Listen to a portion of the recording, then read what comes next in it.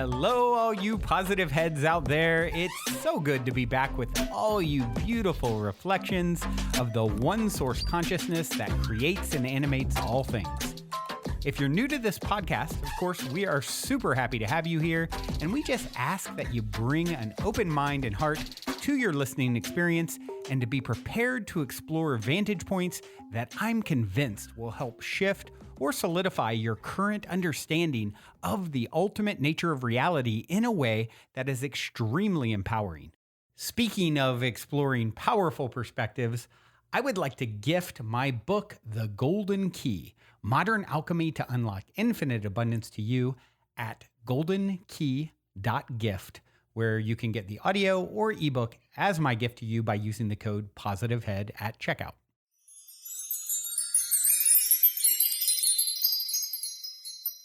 All right, all you positive heads. On this week's Soul Share episode, I'm very excited to have Oliver Nino here with me on the show. Oliver is a spiritual advisor, sacred geometry and energy activation expert, as well as the creator of the Geo Love healing methodology. Hello, Oliver. Welcome to the show, my friend. Brandon, thanks for having me. Yeah, this is exciting. It's going to be a good one, and yeah, look forward to diving in with you. And before we do, I would like to start with my cliche opening question, and it is this. You're in an elevator. The woman next to you looks over, says, "What's your passion?" You have 10 floors to answer. What do you say? Help humans reach their full potential. All right, we got 9 floors to go for them to ponder that, what that looks like, or they could just listen to this podcast and find out.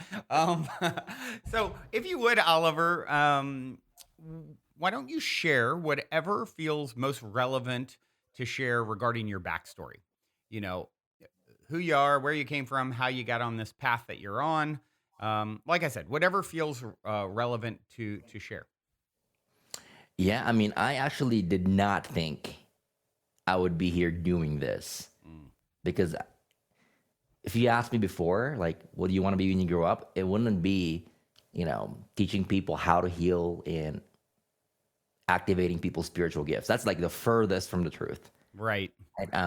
And I was actually like successful. I had internet businesses. I was a thriving internet entrepreneur for close to 20 years now. Right. So for me, it was reversed. I had it set. I had abundance. I had the freedom. I had no reason to do what I'm doing. But when you get that calling, yeah, right, and you ignore it at first, you're like, and then it gets louder and louder and louder. Then it's one day you have to answer it, right? And then when things in your life start kind of lining up to where, all right, you're doing well, but when your head hits the pillow at the end of the night, are you fulfilled?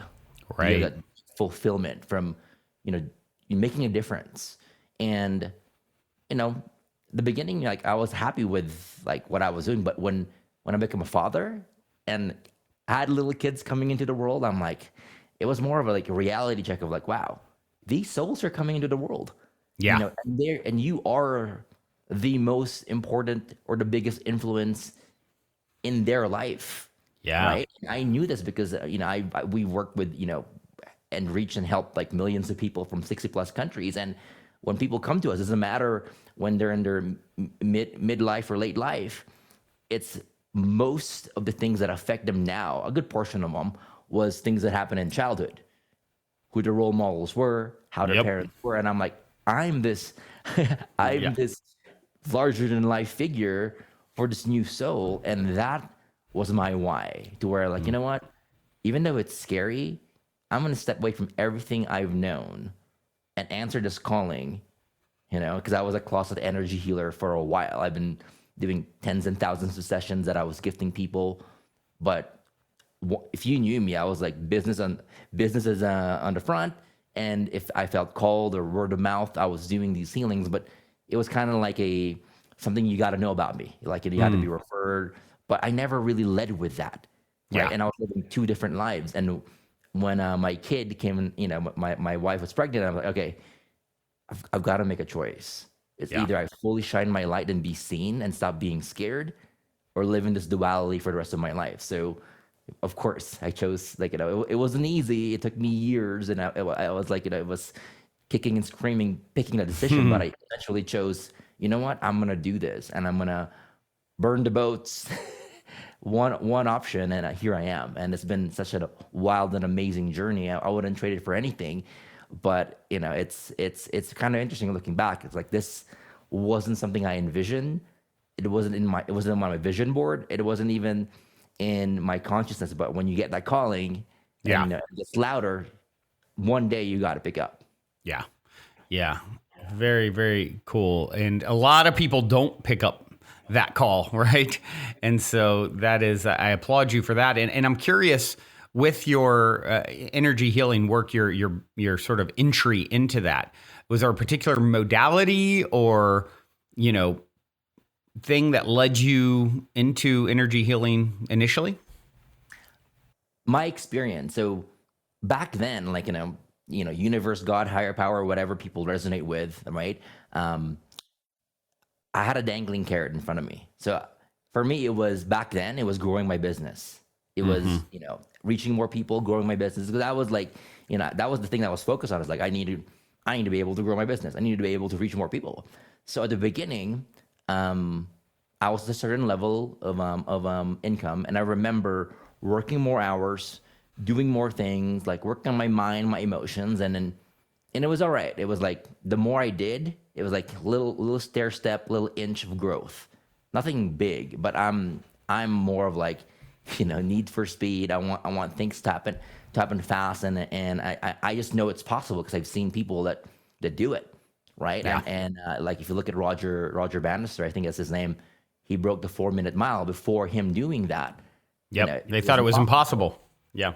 But when he did it, next thing you know, everyone's like, oh, we can do it. It was a matter of belief. So I tried everything, and nothing was getting me to where I wanted. So I remember one of my friends, she was an intuitive reader, very, very gifted. She was like, you have energy blocks, and you need to get them removed. They're related to abundance. And being skeptical, logical, left brain, I'm like, I don't know what that is. Yeah. At that time, I didn't know what chakras were. I didn't know the energy body, nothing.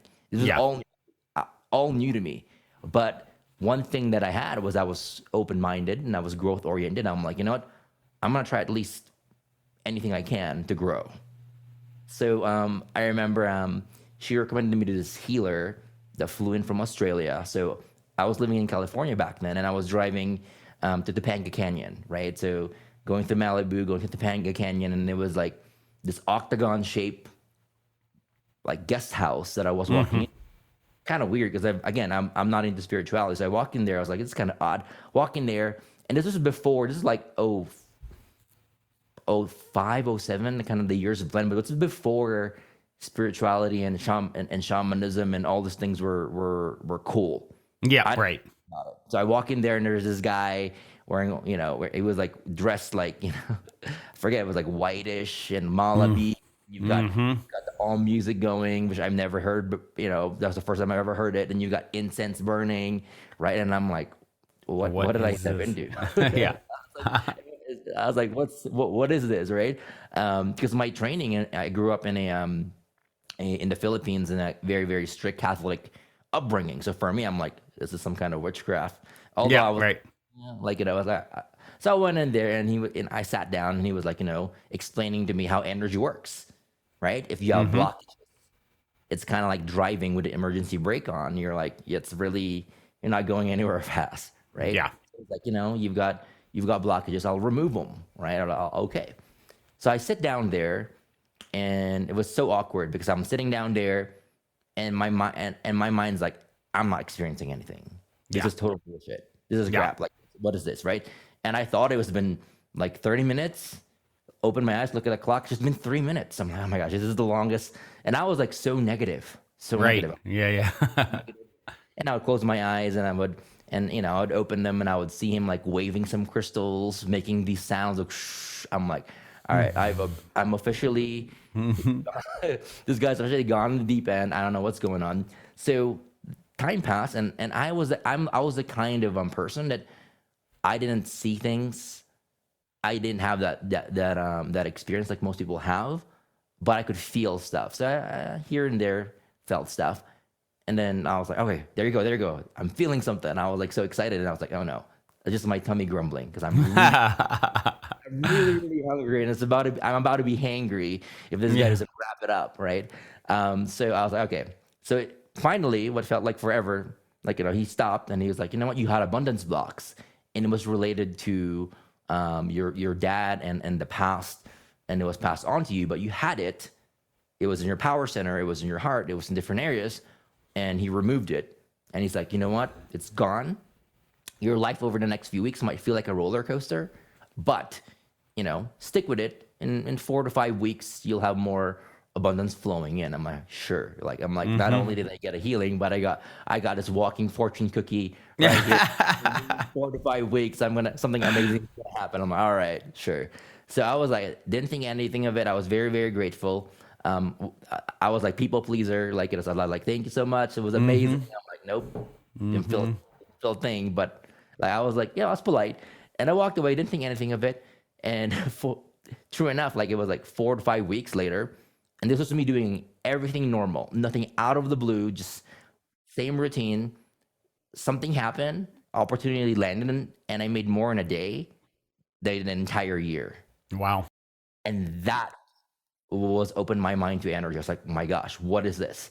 What is this thing that I can have this geometric growth and leap in progress with little work? I mean, it's a lot of work, but in my mind, I was like, it's little work. Of course, 2 months later, blew all of it, because my mind, they weren't programmed for success. Yeah. I had worthiness and receiving issues to where Mom, what bills do you have? What vacation? I was just spending it left and right because I was used to a certain threshold of abundance. Yeah. And it taught me something. Energy can get you to where you want fast. But in order to stay there, you got to align your mind and emotions. That's why you have a lot of people who win the lottery. They can get there. They all lose it. So that taught me, wow, there's this one thing that can get me there fast. So next time, why don't I work on the mind and emotions while I'm getting there or while I'm there, so I don't sabotage it? Yeah. Right? So that was the introduction to energy and what's possible. That experience, because once that happened, it opened up my eyes, and I was like, you know what? I am going to learn as much as I can and dive deep into it. And a lot of what I've learned is literally going to sacred sites and getting downloads and trying it out. And I'm not knowing what's happening, but luckily I have friends that could see it and they could confirm. So a lot of it was trial and error, but it was a long, grueling trial and error. But that's the experience that caused me to be I'm going to dedicate a large amount of my time to figuring out what this energy thing is. Because if this can affect an area of life that matters to me, then what am I missing out on? Right? Yeah. So that was the beginning. That was the beginning for me. Very, very cool. I love that story because it's, so many people can relate to, it's until they've had the experience or seen some level of proof and indication that this is indeed legitimate. It's not everyone, I'm sure there are people out there who had some sort of bump into spiritual concepts and just kept on right on going. So what a blessing for you that, it actually opened up the way that it did and sort of caused you to take pause and go down the path that you've gone down. Well, it's interesting because you would think something like that would cause me to be a complete believer and be like, oh, hand it over faith-wise, right? Yeah.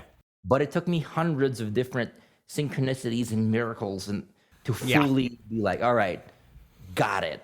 My logical mind is not in charge. There's something bigger in here, and I trust it fully. Because it happens once, you're oh, maybe a fluke. But it keeps on happening.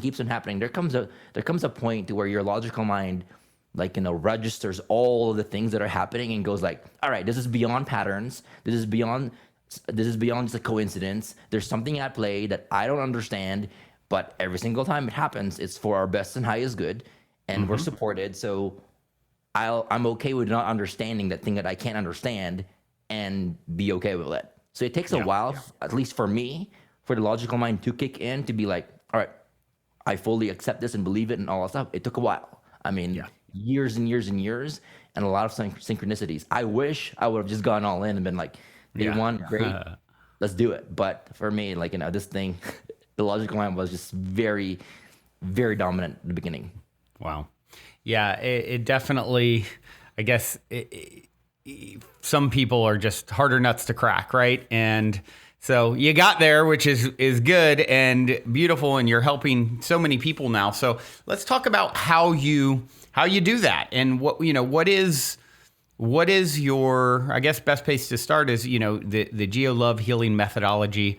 That's the path that you've created, your own unique path to bringing healing to the world, and I'd love to just hear about what that is, how it works. Yeah, so pretty much it's I learned how to do it on myself first. When I followed this path, like I went to Sedona, and I went on the vortex points, and people don't know the vortex points. I mean, Sedona is just a magical place where everything is elevated, and there's vortex points. They can be masculine or feminine, but it's where you feel the energy of the earth potently. And if you're in a masculine point, like it feels like a whirlwind where it brings up all the crap that you shoved underneath, and it just brings it up all at once. And you're like, oh my gosh, what's going on? And you feel it. People go in there, they're like, I feel chaotic, angry, fearful. But the thing is, it brings everything up to surface, so you can be aware of it and clear it. And then you have feminine points to where you're like, okay, you feel like you're cradled in divine and universal love, and you feel like, I could live in here, right? Yeah. So I went in there, and a lot of the work that I teach people now that I certify them is a really it's a compressed, condensed amount of time that what took me 10 years to experience, they experience in literally like few weeks. And what it is that I look at it as, we have blocks. So whatever it is that we want the most, we have blocks for some reason, and those blocks can be environmental, like we're exposed to, and environment can affect you. You can be totally zen, totally calm. You walk into a mall, walk in the airport. Next thing you know, depending on your energy levels that day, you can be overwhelmed or highly sensitive, and you're picking up stuff, right? So it can be environmental. Blocks can be something that it can be an event in your life that happened that therefore causes an energetic block that affects you, moving forward, right? And those things are like, those have been fascinating. Then you have the gestational blocks energetically, to where when you're in the womb, right, and something happens, or your mom goes through any kind of traumatic thing, there's a chance that it also hits that and affects you. And there's generational things that are so ingrained and deep, that's embedded to where your grandfather, your dad, it's been passed on generationally. It's the same thing. Yeah. And energetically, it gets passed on, and you live it. You didn't create it, but you experience it, right? So for me, one is removing those blocks so you can actually move forward, because we're not meant to, my belief, we're not meant to, as humans, to what I call, swimming, trying to tread water and survive. A lot of times, like, that's all we do. We tread water and survive, and we create stories around why that's normal, and we look around and people tell you that's just the way life is. Like, it's just hard, and you never really, you want to get better, but it's the pot of gold at the end of the rainbow story, and everyone is treading water and trying to survive, right? And you think it's normal. You think there's no way out, right? And then you get to a point where you're like, enough is enough. Let me swim forward, right? And you feel like you're making effort, but you probably know, just because you're doing something and you're busy and you're putting all your effort in, doesn't mean that you're getting where you want to go. Yeah, right. And eventually you get to the island, if you know where you're going, and you relax, and you're not swimming, you're not trying to tread water, you're relaxing, and you're like, wow, 90% of your energy isn't spent just surviving or doing something. You can just be. And then all that energy, you can be like, all right, what do I want to create? What am I here to do? What's my purpose work, right? So for me, when I remove the blocks in myself and help people do it with themselves, the goal is to get them to the island. Because I feel like that's when life begins. When you're not spending most of your time trying to survive, you can self-actualize and be like, all right, what am I here to do? And that's when life gets fun, right? So for me, it's two parts. It is removing the blocks, and then it is leaning in and activating your spiritual gifts, which a lot of us, we're born with, and they're here to help us navigate life, and it's related to our purpose work. But a combination of both gets your quality of life better, to where you're experiencing things that you thought you would never experience, to where I've seen it flip on its head, to where somebody comes to me and they're like 90% of their time they're frustrated, depressed, anxious, and like 5 or 10% of the time they're kind of okay and grateful, to where it flips to where it's 90% of your time you are experiencing these amazing emotions, and then 5 or 10% of the time, yeah, you dip as a human, but you pick yourself back up. But it flips on its head, So for me, that's my goal, is how, if we can get humans out of the survival and into like where they can thrive. Survival to thrival. Yes, yeah, they can self-actualize and give back, and that's the methodology in a nutshell. That's what I teach people, is how can they go out there and help remove energetic blocks, and do it for other people, and and whether it's for themselves or family members or as a profession, right? So that's what I teach, is just how do you remove energetic blocks on all levels, because it can be on your auric field, to your chakras, to when it gets deeper, it can be in your, like, it can affect your organs, your muscles, your physical body, down to the DNA level, down to, it can get deep. So how do you release all that stuff so somebody can move forward? Is kind of like the methodology in itself. It's on all levels, because cool. It gets outer and it gets deeper, inner. Yeah, I think that definitely, that makes a lot of sense. It's like, it's sort of removing the things that are in the way. It's not so much about adding things, it's removing what's blocking you from the truth of who and what you are, right?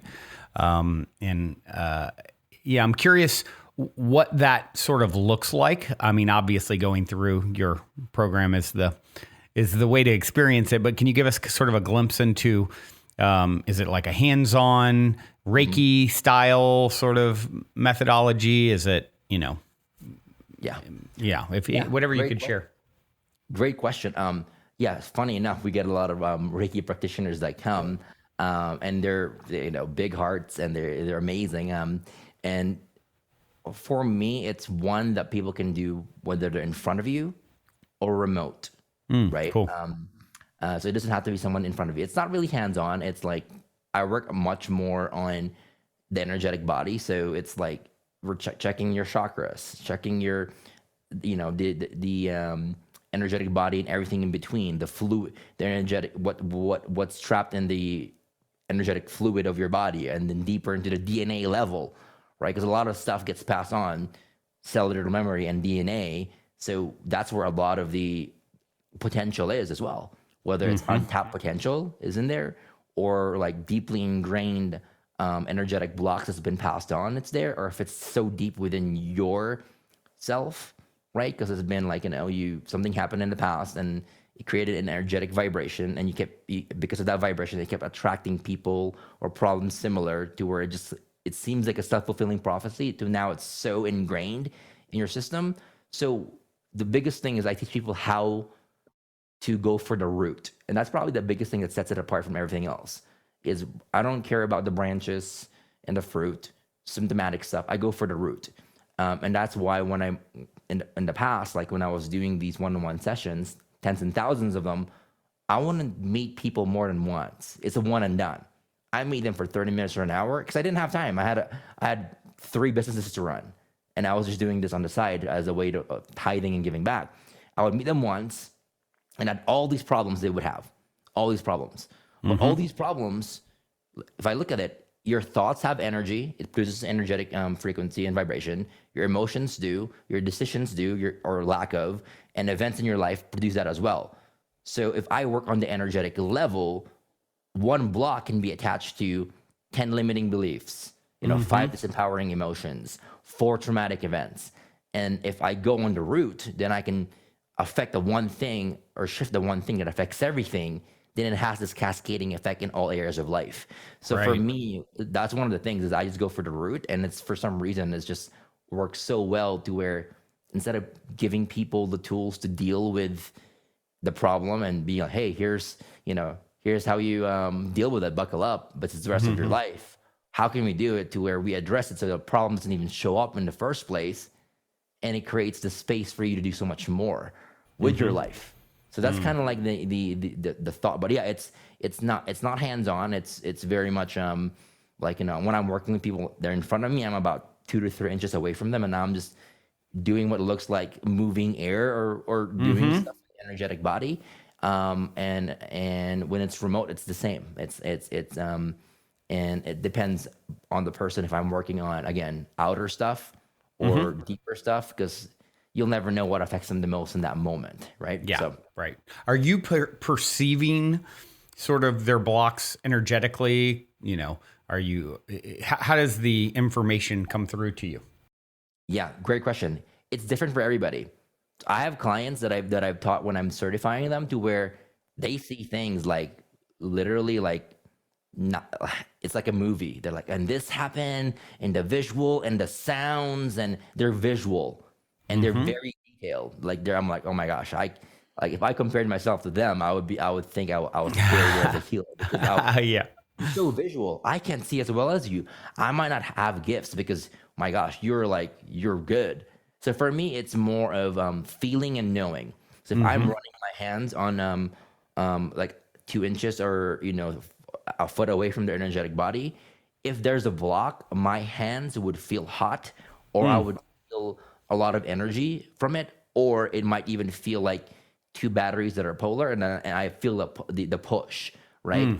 Sometimes I also know, because as I'm running through my hands through those areas, I feel there's 3 kinds of empaths, and I can go over that in a second, but I feel whatever they're feeling.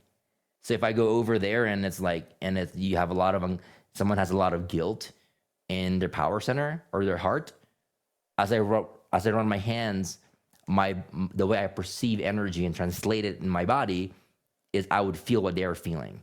So I would feel guilty, and I might have like, words that come up of like dad, mom, or things that it might be related to, but I don't get the full visual. I feel it, then I got feelings in my body, and then like this, like words just fly, kind of like come into my consciousness of like what it could be, and it doesn't make sense. And I'm like, what's going on? And at the beginning, I thought, I'm just making it up. And Yeah. it's so random. Why would I talk about these numbers or these different things that are so random?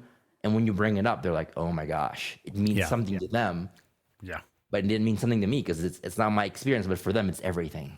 Yeah. Right. Wow. So for me, it's that's kind of like the way I do it. And some people that I've trained, it's different. Sometimes they get full body, full body like shivers. Like it's what I've learned after like training a lot of folks is that everyone's so unique in the way they do it. There's no right or wrong. Yeah. Right. There's just like these different combinations of what's predominantly how they process energy, but everyone's so unique at it, Yeah. Yeah. Yeah. Very cool. Yeah. I'm curious, as I know part of your path is tying in, the benefits in working with sacred geometry. So I'm curious how that sort of ties into the equation for you. Yeah. So the way I looked at like sacred geometry for me was I didn't even know what it was. I was in a vortex, and one of my intentions, and intention's a big thing. One of my intentions was like, I don't want to see scary stuff, because I grew up watching. I grew up like, oh gosh, in a family that loved watching scary movies. So I'm just like, I don't want to see any grudge stuff. I don't want to see. I don't care if you're Casper. I don't want to see. I'm more of a feeler. I could walk in the room and I would have goosebumps, so I would know. Well, somebody else who has the gift of sight can confirm. Yeah. And even if we don't talk, and we talk later down the road, but like that day, and we describe it, it's accurate. But I sense stuff more, and I'm glad that that's the case. But I was like, but I want to see in a cool, safe way. Like, there's got to be more than just seeing spirits. I want to see in a fun way. So I set that intention, and I was in the vortex in Sedona, and I'm typically afraid of heights, but for some reason, like, it disappeared that day, and I climbed this really, really a big vortex stone out of the middle of nowhere that if you look down and you fall, that's about it. You're on to the next life, right? Kind of thing. So for some reason, I got up there and I was sitting, and I said the intention, and when I opened my eyes, all of a sudden I saw these different shapes. And at first I thought is this a mirage? Like, I was like spirals, different things, like, spheres, they're floating, fireflies. And I'm like, oh gosh, it's either that person that gave me the tour put something in my water, or I'm officially like seeing things. And I tried to move my hand in front of it and seeing, and like, and it was still there. So I'm like, okay, it might just be where I'm at. So I was like testing it. So I was like, cool. So came back, went to the car, and in the car I saw them as well. They were like right in front of me, like 2 or 3, like probably about a good foot and a half from my face. I could see it. Wow. And same thing, I would run my hands, and I'm like, what's going on? So I was like, all right, it might be the car. I mean, there's something funny in the air, right? So I go to my hotel room, and very, very little lights, and the same thing there. I was like, all right, whatever this is following me, right? Little did I know, when I was in the vortex, my third eye opened a bit, and I could kind of see a little bit the pattern of creation. And what I realized is sacred geometry, it's not something that's new. It's everywhere. If you Google sacred geometry in plants or in nature, you're going to see all these divine designs. You'll see it in pyramids. You'll see it like in the golden ratio. You see certain vegetables. Vegetables. It's everywhere. So I realized, wow, it's outside of us. But if you look at our bodies inside of us, like we've got DNA spirals, like, and the DNA itself. If you look at it, it looks like 2 pyramids back to back. I think it's an octahedron, I think is what it's called. But back to back, you've got your sphere. So I'm like, wow, we have sacred geometry outside of us and inside of us. And the deeper I got, like, people have even called sacred geometry the language of God, because it's everywhere. Right. Mathematically, it's everywhere. So I'm like, what's this thing? So the deeper I went, like, I realized I started doing some research, because my mind's like, what's up with the sacred geometry? What can I do? Then I started researching pyramid technology and what it can do. And like, I stumbled on all this different research of, like, there are some burn wards in Canada that use pyramids, and they studied, like, different patients, and the ones under the pyramids, their burn, the burns in their bodies kind of healed faster. Yeah. And they did studies also with vegetables and fruit, to where they put, fruits and vegetables underneath pyramids, and one without, and the ones underneath the pyramid stayed fresher longer. And they even did it with brine shrimp. Like, they put a pyramid under a brine shrimp and one without, and the one that had it lived 3 weeks longer. Right. Wow. So I was like, oh my gosh, what's up with this pyramid thing? And what I realized is the pyramid keeps our bodies operating the way it's supposed to, without the external interference. Because right now, in this day and age, you walk out there, you've got a lot of stuff coming at you, right? Yeah. Radio waves, Wi-Fi, 5G, whatever is coming at you, and it throws off the cellular communication within our body. We're mainly electrical beings. Our cells communicate. We're electrical. So when you have all these different things that we didn't have, hundreds of years ago, now Right. here, throwing off the cellular communication. Now what used to be streamlined is now has interference a lot. So what pyramids do, what I've learned, is it keeps you operating without interference and normal, right? So that was my first introduction to it. Then I realized, like, I don't need to be under a pyramid to feel and recreate the energy of the pyramid. I can do that. I can be in it, but once you know the energy, you can get there. So what I realized with sacred geometry is that it can do a lot of different things. It can hold energy, it can magnify energy, it can keep you protected, it can access different energies, it can make things more potent. I mean, there's a lot to it. And even though I feel like I know a lot, I feel like there's a lot more that's begging to be discovered. But what I realize is it's a very real thing, and people use it, and it's all over in our history, and it's outside of us, it's inside of us, it's like it's everywhere, right? And if you know how to use it, it's a great benefit to our lives. Yeah. Have you ever heard? I feel like you talking about sort of the different things that we've seen as far as how pyramid will shift energy. Have you ever heard of this? Knives being sharpened that are put inside of a pyramid, Like they'll actually No, get I have sharper. not. Yeah, I see. I haven't thought of this in a long time. I just remember reading something about this years and years ago, which I thought that was a really interesting. Like, hold on, it's and I'd have to look at it again. I mean, this is something I saw years and years ago, so I was just curious. It popped into my head. Yeah, something I read a long time ago said it would actually the knife gets sharper under a pyramid. You say? Yeah, right.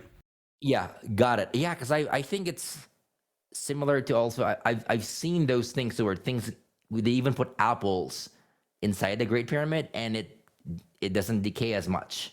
Yeah, it slows down the decay. I think that's why they put mummies under. Yeah, under right.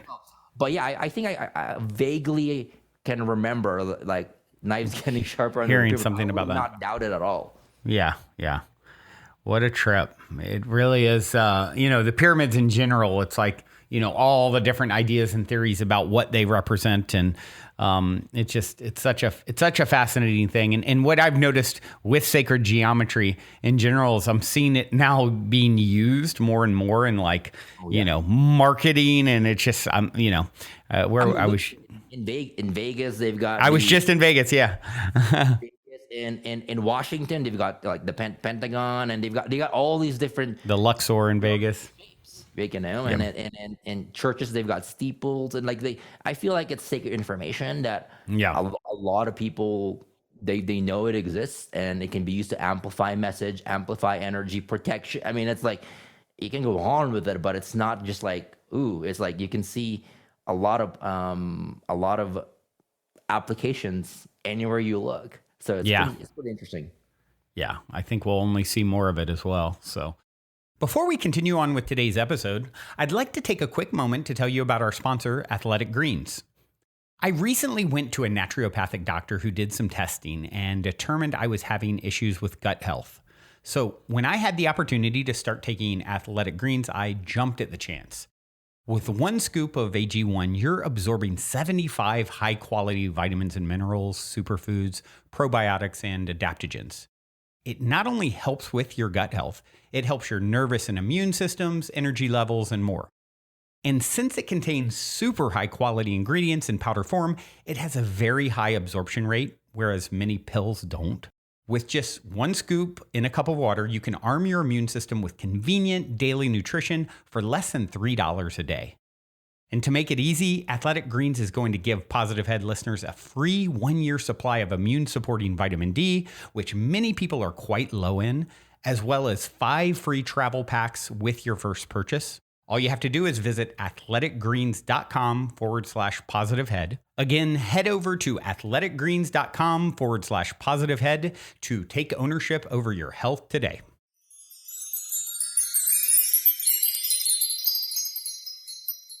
I'm curious for those who are really, you sort of found your spiritual gift, your offering, and for those who are early on their path and, they're thinking either I don't have any gifts or I'm not sure how to identify or activate my spiritual gifts. Curious if you have any sort of tips or advice for those people.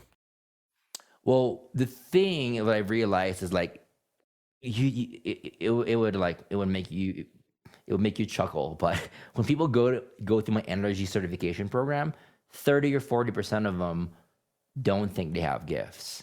It's very different towards the end, but at the beginning they don't think they have gifts, right? Wow. But they're there.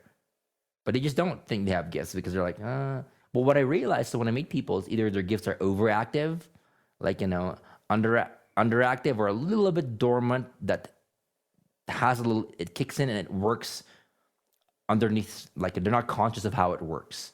Because the thing is, gifts can be a scary thing. You're growing up and you see things or you feel things and you predict things, and depending on what your environment is, they can be receptive to it, or they can be like, oh, that's evil, or that's scary, or they're like, don't do that, or you feel like you lose love and connection from doing it. And sometimes too, that can be one, or sometimes it can be you've got these gifts but they're overwhelming, right? And overwhelming, and typically the only solution people know when they have gifts that are overwhelming, as I have is they sweets, chocolates, or alcohol, for example, right? Or they weaken the chakras to where you get a little bit of a So I've got a lot of friends. For example, one of my dear friends is he's the lead detective in our town, right? And he likes drinking whiskey because you can see some of the detectives that are out there.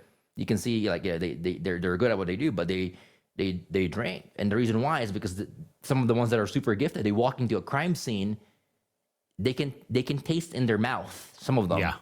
what that person overdosed with. They know, Right. or they can smell it, right? In this case, he could feel what happened, and there were times too, because I live in a town to where energy is not predominant here. When I talked about third eye, and he kind of Googled me and looked me up, and he's like, what is a third eye? What is a chakra? He's like, he's never heard of it.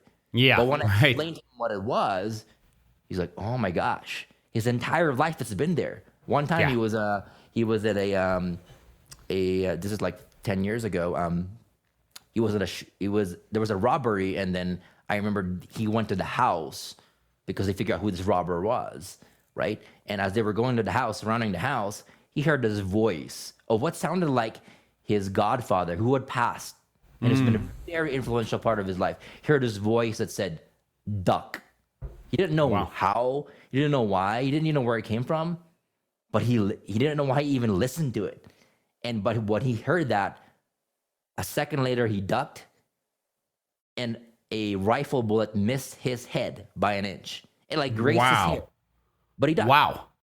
But he didn't know what it was, and it didn't even register till I told him, "Here's how gifts are. Wow. You've had it all your life, and it might sound like this or look like this." And he was like, "Oh my gosh, I've had this all my life." So the thing with gifts is that they can run in the background without you ever knowing that they're running, but they're there because they're part of your spiritual nature.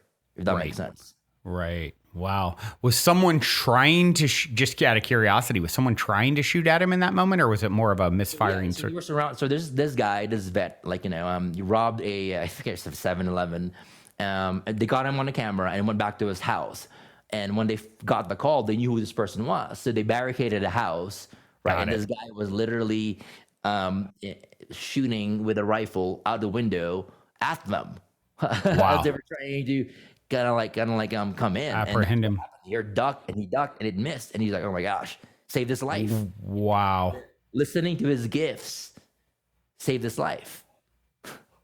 What a trip. More of an intense situation, but when I heard that, it kind of like confirmed what I knew, because I've heard lots of stories of like whether or not your gifts are on, they're there. And I've had people that come to me, right, and I explain to them the gifts, and they're like, yeah, they remember.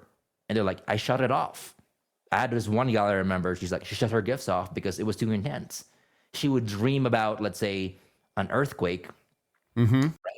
And she would see a vision of a street, not think of anything of it. Next day in the newspaper or the news, she would see the exact same thing and it would happen. So she would get these premonitions before it happened. She would see it with accidents. She would see it with earthquakes. She would see it with fire. But now, if you're a kid and you're having that and no one preps you for that, that's a lot for a kid. Yeah. A lot for a kid. So what do? You start hating the gift because you think it's a curse, because you think that's the only way you can have it. But you don't realize, what? People that are the most brilliant minds in our lifetime, like, where do you think they pulled information from that wasn't here? You have Einstein saying, this is not mine. He pulls it from a collective consciousness, right? He knows that he's pulling it from something collective mind, right?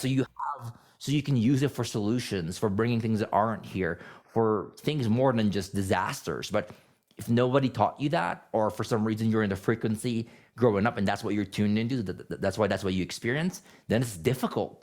Then you want to shut it down. You turn into sweets or different things to just shut it down because it's just too much, right? Because we're never taught to be like, here's how you use them. So I've seen a variety of where it's like either it's running in the background or they try to shut it down because it's just too much, right? And that's kind of been the pattern with it. Yeah. Yeah. And so do you have any advice for those who are, as opposed to sort of avoiding it, want to activate, like how do I uncover it, or how do I amplify my spiritual gifts? Yeah, so a lot of it is like, one is intention matters, right? Because whether or not you know it, you've set an intention of like, oh my gosh, I don't want this. This is too scary. Stop it. So whatever we set forth, it happens. So once realizing that your gifts, they're scary if you don't have control over them. Yeah. But when you try to discover what they are, it doesn't have to be scary at all. You can have control over them, right? It's like people are like, I remember growing up in a household to where we're at dinner, and if the phone rang, my mom and dad had to answer it every single time. If somebody rang the doorbell, they had to go there, and I'm like, it frustrated me because I'm like, you don't have to. You can disconnect the phone. You can hang up. You don't have to answer. You don't have to answer the doorbell for obligation. Right. Same thing with gifts. People don't realize that it's their gift. They can be like, all right, I don't want to see anything.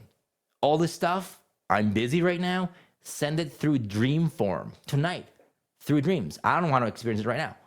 My energetic gift. You don't realize they can set energetic boundaries. That's number one. Second is like, so one is realizing you can control it.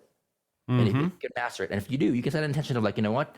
Tonight, when I dream, I want to dream and learn more about my gifts. Because a lot of people don't realize that when we're dreaming, that dream state is a powerful time to learn. It's a powerful time to get messages, to get downloads, to learn. And you can be like, tonight, when I go to sleep, I'm setting the intention for the highest good of all to learn more about my spiritual gifts and what I came here with, right? And and that's the time where your mind isn't in the way, and perfect time you just learn and absorb and learn through your sleep. So that's one. Second, so intention matters, but you have to be okay with stepping into it.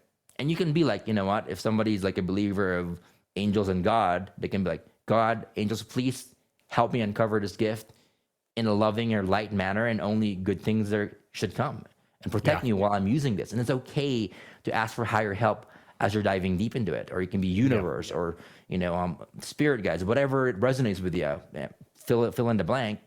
Yeah, but you can ask for help while you uncover this. But the biggest thing is removing the fear of even exploring it in the first place, because the fear is what messes people up. When you're fearful and you step into your gifts, now vibration comes into play, right? And certain things are available at certain vibrations with gifts. So if you're fearful and anxious and you have the gift of seeing, what do you think you're going to see? Right. Everything in that vibration. So a lot of it is like, it's working on the vibration, which people are going to hate this answer. A lot of people do, because it's not the sexy answer, but self-care helps with it. What I mean by that is we're all equipped with ways to release negative energy because we absorb negative energy from the day, and we're all equipped with ways that are natural to release that. For my wife, right? She needs to move her body, because when you move your body, you move stagnant energy out. So that might not seem like spiritual at all, but it has energetic effects. Sure. When you're dancing, when you're working out, moving your body. Or she also likes being by herself for a period of time, because if with her gifts, if she's always taking on people's energies and making them feel better unconsciously, just energy on the energy basis, you need to have a break. And when you're by yourself, you're not doing it for other people. You can finally do it for yourself and release that. People don't realize that. Some people just want to be alone, and they don't know why. They think it's weird, but if that's part of your makeup and how you release negative energy, then that's part of it.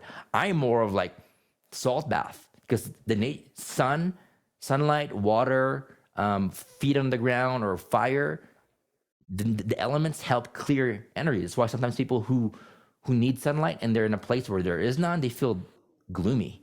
Yeah. Right. I'm more of a salt bath, and I'm more of like, if I'm serving people, if I'm doing this, like it puts me in a vibration to where it's, you know, I'm just in a higher one. So me, it's salt bath. It's this. I do sage. I do energetic practices. All of the above works. For some people, they have to build stuff, or it's music, right? Or they're with their pets and animals, or it's arts and craft, right? But there's different ways for us to clear our energy and get back to our natural state. And when you find out what that is, you just go all in on that. And the more intense the day is, the more you do that. And once you start doing that, your vibration naturally rises up. And when it's up, then the things you access on that vibration, spiritual gifts wise, is way better versus if you're spiraling in guilt, shame, fear, and overwhelm because you're not releasing all that stuff. So for me, the way I look at it is somebody can clear their energy and never know they're clearing their energy, or they can clear their energy and never know about crystals and sage, and they can still clear their energy because we were born with natural ways that we are attracted to do this anyway. That's it's part of our makeup. So cool. Yeah, and I know one of the things I thought was really interesting that you talk about is meditation and how it actually might not be for you. And that's not something I've ever heard anyone really say before. So I'm really curious to hear you sort of elaborate on that. Yeah. The way I look at it is you've got to look at meditation as a means to an end. Why would you want to meditate? Right? Why would you want to meditate? And it's different for different people. Some people want to meditate because they want to just have peace. They're like, oh, I'm so overwhelmed with everything that happened to me today, and I just want calm and I want peace. Yeah. Some people want to meditate so they can access a different, state of consciousness. You're just like, you just feel different, or they want answers and they want information and answers in the state of meditation. When you're a blank slate, you can get ideas, right? So some people do it to be energized. So there's different reasons why people meditate. So if you look at meditation as a means to an end, as a vehicle to get you to a destination, it's not the destination, it's a vehicle that gets you there, then you realize that there's multiple ways to get there. For some people, working out is their meditation. Because the thing is, if someone is like, I just want to, I'm overwhelmed from work and I've dealt with so many different things and I've got so much in my mind and I just want to meditate. Yeah, if you can meditate and that does it for you, then do it. Right? But if you're like me and you can't stay in meditation for more than 5 or 10 minutes and you're like, what the heck is going on? Then that might not be the right path for you. But a lot of it is like knowing yourself well enough to know what works. But if what works for you is playing music or spending time with your kids and loved ones, or by working out or moving your body, it produces the same outcome, then that's okay because it's a means to an end. Right? When I want information and I'm going out for a walk, how many people the best ideas come when you're in the shower, when you're driving, or when you have no pen and paper to write it in, and you're like, oh my gosh, I got to scramble because that's a great idea. And you're trying to remember that, right? Ideas are flowing through you the same way that it does when you're in a deeper meditation. So a lot of it is like breaking the rules of how it has to look like and being flexible. If meditation's for you, great, do it. Go all in. But if it's not for you, don't think that's the only way for you to reach the outcome that you want, because we live in a universe and a reality where there's millions, infinite ways to get there, not just one. And pain comes when you think there's only one or two ways to get there instead of all those different ways to get there. Yeah, absolutely. It makes me think of there's a book called the Book of Secrets, where Osho talks about it's based off some Vedic text where it's like all the different paths to enlightenment and techniques and ways, and he kind of breaks down his interpretation of these ancient texts, and it's I mean there's more than one way to do everything, pretty much most things, and so I think that's an important message. And I feel like for me, as someone who has a lot of energy, I really appreciate like Qigong, which is something that I've started doing more of recently, and it's sort of a moving meditation, right? So. And it's interesting because it's different for people, but it also evolves as you evolve. You might have one thing that works really, really well, and it stops working for you, and you try going back there and trying to recreate it, but it doesn't work as well as it did. Yeah. And now you're doing another thing. And you have to discover another thing. And like, this one works for me in this phase of my life. And that one might work later. But again, as we evolve, our energetic needs evolve, and what works evolves as well. And what our preferences evolve. So giving, I guess, yourself that space for things can change, and that's okay. Yeah. Just because that thing that you did in the past worked really, really well, and it's not working right now, doesn't mean it's broken. That just means you're evolving. and now you're ready to try something new.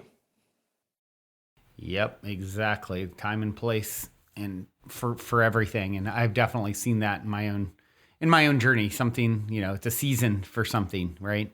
And so I think that's always important to consider, not get too attached to a certain path. I mean, a big part of our evolutionary journey, I think, is, things constantly, the only thing guaranteed is change, right? So don't get overly identified with anything. So, yeah. And to add to that, it's like, if you don't like something or you want something to change, the good news is it's going to change. If you love something, well, it's going to change. So fully appreciate it and take it in, right? Amen. It works on both sides of the coin. Well, this has been awesome. As we sort of wind down here, I mean, a couple of things that I like to do. One is I love to hear, any story that you care to share of synchronicity, serendipity, positive paranormal story or stories. Me and all the listeners are suckers for good stories. So love to hear if you have anything fun up your sleeve. A lot. The biggest thing is signs. This is a big topic that comes up. Signs. Signs can be the numbers, 222, 1111, like things happening around you. But if you're listening to this, signs are important. It's your higher powers, the universe, is God communicating to you, right? And teaching you, okay, it's like for me, if there are signs, I can be blindfolded in a minefield walking around. And if I'm following the signs, I'm not going to step on a bomb. Yeah. And that's what life is like. And if and how many of y'all, you hear the sign and you ignore it and you're like, oh, I should have listened, because your life's like, oh my gosh, I could have avoided this. And if you look at things, some of you, if you look at the things in your life that are the most painful, then ask yourself, did I know beforehand, before I was going to get there? Did I feel something in my gut? Did I have a sign? And a lot of you might be like, oh yeah, I had the red flags coming up, but I ignored it, right? Yep. So signs are here to serve us. But what most people don't know is you can ask for an intensity of it. So for me, I'm like, if signs are here to prevent me from experiencing unnecessary suffering and to get me to where I want fastest, I want it in my face. I want a level 10 out of 10 when it comes to science. That's like right there. So for the last close to 20 years, I've been living my life in divine synchronicity, right? So for example, a recent one is my wife and I, with our kids, we went on a little family vacation, right? And typically the numbers that we see, I mean, for all y'all that's really good at angel numbers, it's like 11, 11, 2, 2, 2, 3, 3, 3. Right, that's typically what you see. Like, people are like, "Oh, I looked at my phone. It's 11:11." And the same thing, when you see those numbers, that just doesn't end with that. It can be you're gassing up and the total is something close to that, or you're looking at your receipt, or at times when I'm looking at voice messages sent to me, or I'm sending them, or when I text them randomly, they're it's 111 in length and all those different things. So we're used to all those different things, but when we were on this trip, because we are in this new phase of our lives, right? To where we've outgrown what we used to be, and now it's new territory. So for anyone that's ever been in that, I mean, when you're starting off in college or a new job or anything new, it's all new to you, right? And it's like, okay, you have no context for it, and you do with experience through time, build it. So for us, it was a new thing, and when there's anything new, of course, the mind creeps in and be like, okay, I don't know, we've never done this before. Should we really do it, right? So this trip, we've been seeing, for some reason, a lot of 444s. For the first time, 444, 444. And it showed up enough times to where, okay, we're talking, and it's like, okay, 444 miles.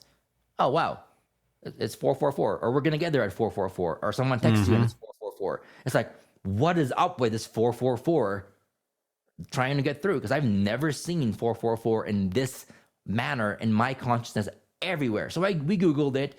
My wife likes Googling. So we Googled it. And as we Googled it, and the main essence of it was like, move forward and take action despite your fears. You are protected, you are guided, you are supported, but just move forward. Do it even if you don't believe in it first because we're on new ground. So you just have to take action, right? That was the theme. So, okay, because we're used to as humans to like, I got to feel good about it. I got to feel prepared and all those different things. And then I'll take action, right? But when you're in new space, sometimes you have to take action regardless because the confidence comes from feedback. When you take action, you get feedback. It builds your confidence. So you can no longer be like, I have to be confident before I do it. You just got to do it because it builds the confidence. It's a chicken or egg, right? So we kept seeing it was a theme throughout the entire weekend. And on the way back, I remember we drove from Phoenix all the way to Colorado on the way back. And we were hung up on this one lesson. We just couldn't get it.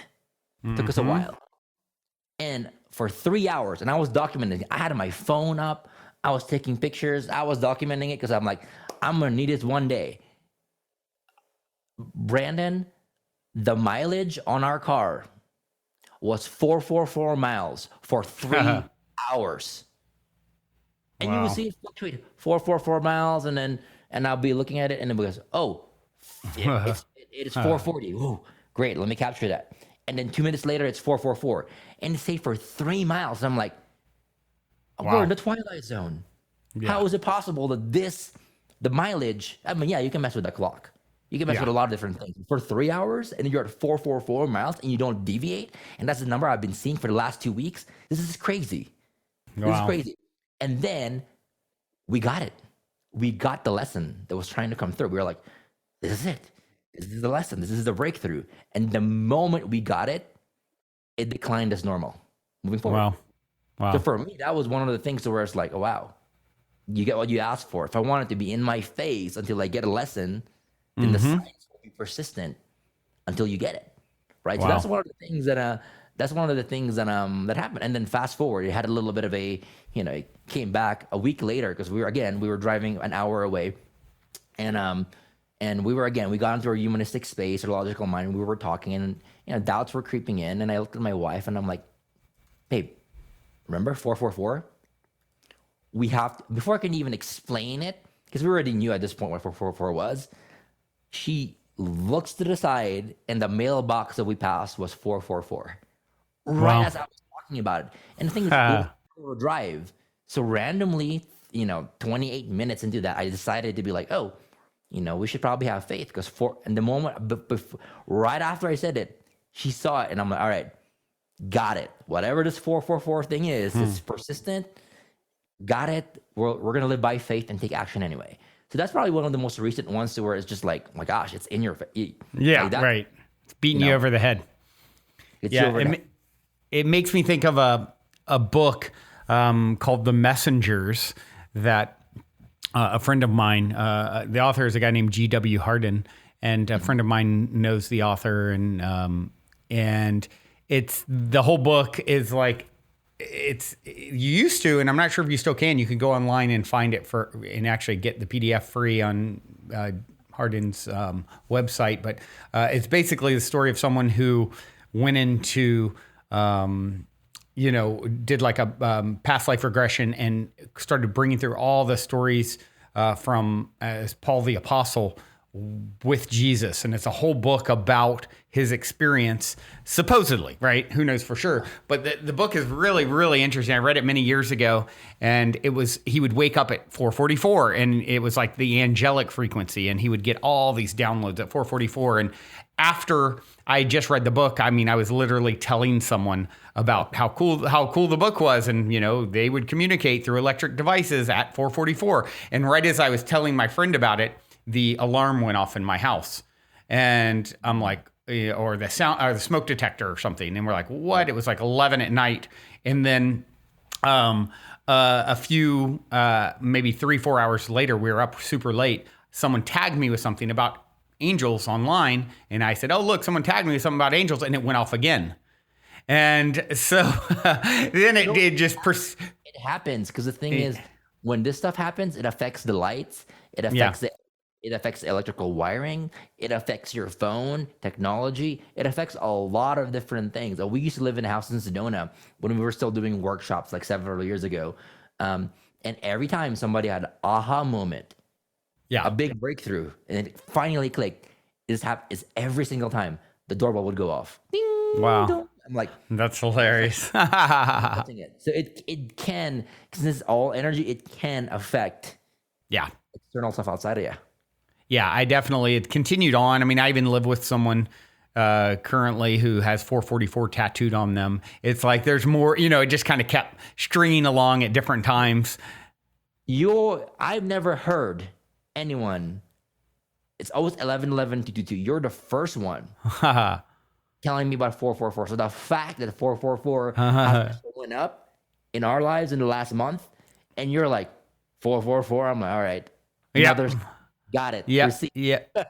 Yeah. Totally. It was like one other little tidbit to it was, soon after that, I had a dream about meeting someone. I met them. They became significant in my life.